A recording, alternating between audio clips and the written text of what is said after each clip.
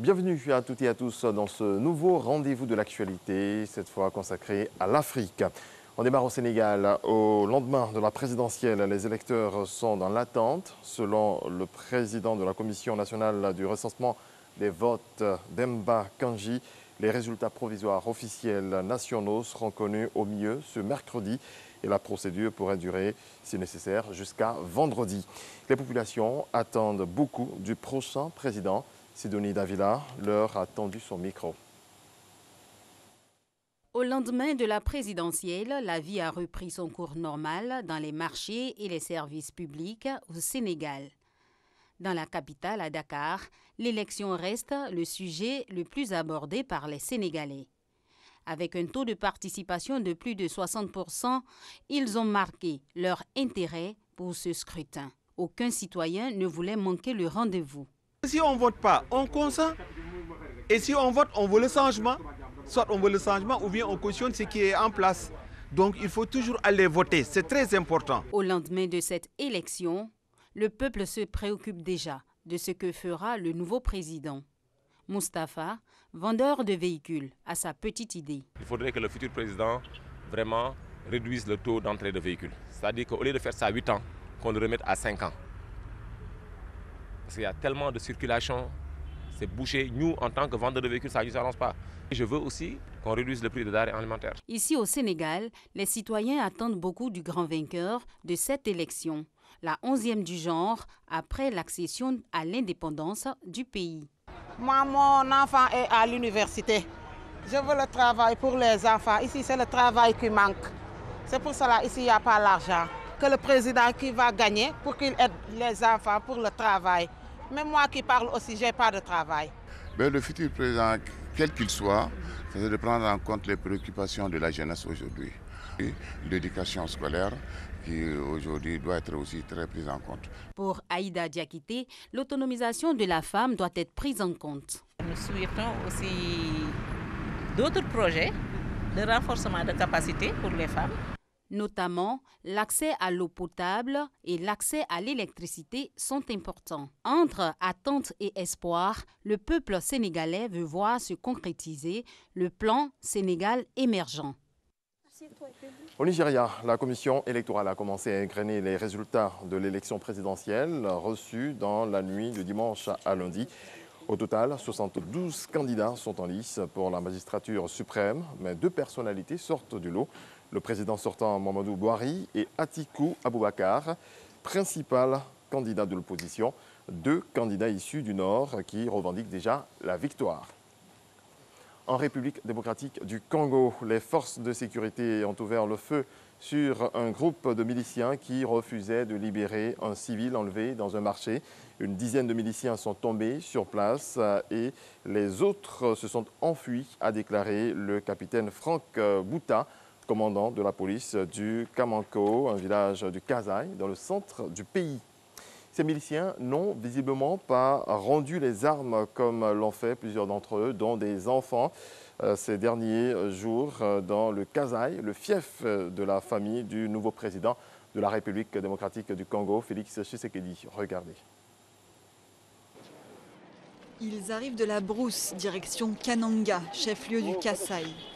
Une soixantaine de miliciens Kamouina Nsapou viennent rendre les armes aux autorités qu'ils ont combattues. Les affrontements ont fait plus de 3000 morts depuis 2016.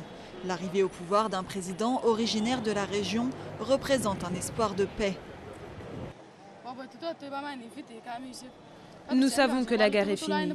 On n'a plus de problème. Nous luttions pour le pouvoir. Le pouvoir de Félix est enfin arrivé. Le pouvoir de Félix Tshisekedi. Depuis l'élection, dans cette région riche en diamants, les cérémonies de reddition se multiplient au centre de la RDC. Pistolets de fabrication artisanale, vieux fusils, flèches, amulettes, couteaux, les miliciens déposent leurs attributs aux pieds du gouverneur de la province. En échange, certains adultes demandent des postes et de l'argent. Parmi les miliciens, de nombreux enfants qui veulent surtout en finir avec les traumatismes de la guerre. Mado, 12 ans, ne veut plus être un jouet entre les mains des adultes. Ils utilisent des petites filles vierges des petites filles vierges, ils leur donnent des fétiches pour utiliser avec. Ils disent qu'elles sont invincibles par rapport à leur psychologie. Une fois démobilisés, ces ex-petits miliciens sont orientés vers ce centre qui a accueilli plus de 600 enfants. Des enfants qu'il faudra réinsérer dans la société. Mais quand nous échangeons avec les enfants, il y a un besoin réel, c'est la scolarité. Même en famille, les parents ne sont pas vraiment capables de payer correctement les frais scolaires de leurs enfants. Après l'alternance, au Kasaï comme ailleurs, Félix Tshisekedi doit faire face à d'énormes défis sociaux. Les attentes sont considérables, la paix durable est à ce prix. Ali Bongo est à nouveau de retour au Gabon. Le président gabonais était au Maroc où il a passé sa convalescence après un AVC le 24 octobre dernier en Arabie Saoudite.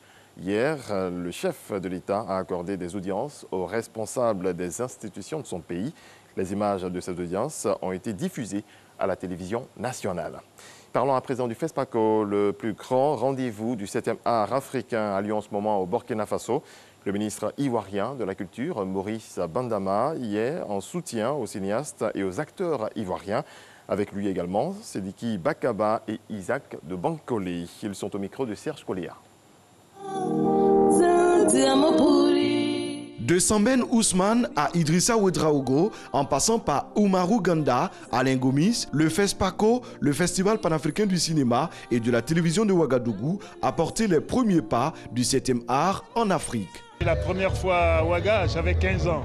Je suis venu par la RAN, réseau Abidjan-Niger, par le train Ouagadougou. Et là, je suis honoré d'être invité par le ministre de la Culture de Côte d'Ivoire, M. Maurice Bandama. Ils sont nombreux, ces cinéastes et acteurs ivoiriens qui ont épousé le concept d'un cinéma tourné par des Africains avec ses réalités et son identité propre. Et depuis 2011 que je suis en France, j'ai déjà fait 3 longs métrages, dont un 4e qui a été tourné en Chine, où je jouais le rôle d'un général, tout en anglais. Ça veut dire qu'on continue et on vient de terminer un film par un réalisateur qui a été aidé par le ministère de la Culture. Pays invité d'honneur en 2017, lauréate de 2 étalons d'or du Yénéga, la Côte d'Ivoire a une longue histoire avec le FESPACO. Je suis heureux que la Côte d'Ivoire figure dans le hit parade du cinéma africain. Donc nous attendons notre 3e Yénéga. Et dans cette pépinière que nous avons, nous sommes sûrs que si ce n'est pas cette année, à la prochaine édition, nous aurons le Yénéga. Nous sommes venus avec nos grands acteurs, Isaac de Bancolé, Tigiri Bakaba et tous les autres qui sont là pour montrer que la Côte d'Ivoire participe à ce renouveau du cinéma africain.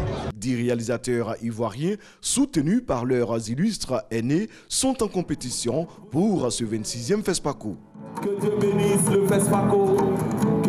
Voilà, ainsi s'achève cette édition. On se retrouve à 7h.